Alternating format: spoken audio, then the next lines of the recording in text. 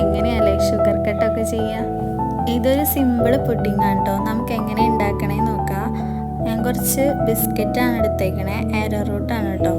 ബിസ്ക്കറ്റിലേക്ക് 3 മുട്ട, പിന്നെ 1 spoon vanilla essence, പിന്നെ നമ്മുടെ ഇഷ്ടത്തിനനുസരിച്ച് പഞ്ചസാര ഇട്ട് കൊടുക്കാം, പിന്നെ 1 ഗ്ലാസ് പാല്. ഇതെല്ലാം കൂടി നന്നായിട്ട് ബ്ലെൻഡ് ചെയ്തെടുക്കണം. ആ ടൈം നമുക്കിവിടെ ഷുഗർ ഒന്ന് കാരമലൈസ് ചെയ്തെടുക്കണം. ഇങ്ങനെ കാരമലൈസ് ചെയ്യുമ്പോൾ കരിഞ്ഞു പോകാണ്ട് പ്രത്യേകം ശ്രദ്ധിച്ചു കൊടുക്കുക.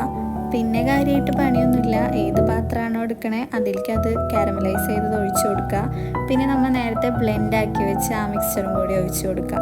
പിന്നെ അതെങ്ങനെ വേണമെങ്കിലും വേവിക്കാം. ഞാനിവിടെ ഒരു പാത്രത്തിൽ കുറച്ച് വെള്ളം ഒഴിച്ചിട്ട് അതിൽ ഇറക്കി വെച്ച് കൊടുത്ത് 25 മിനിറ്റാണ് കേട്ടോ വേവിച്ചെടുത്തത്. മെഷർമെൻറ്റ്സ് ഒക്കെ ഡിസ്ക്രിപ്ഷനിൽ കൊടുക്കുക. നല്ല ഒരു ടെക്സ്ചറിൽ കിട്ടിയിട്ടുണ്ട്. അപ്പോൾ എല്ലാവരും ഉണ്ടാക്കി നോക്കുക.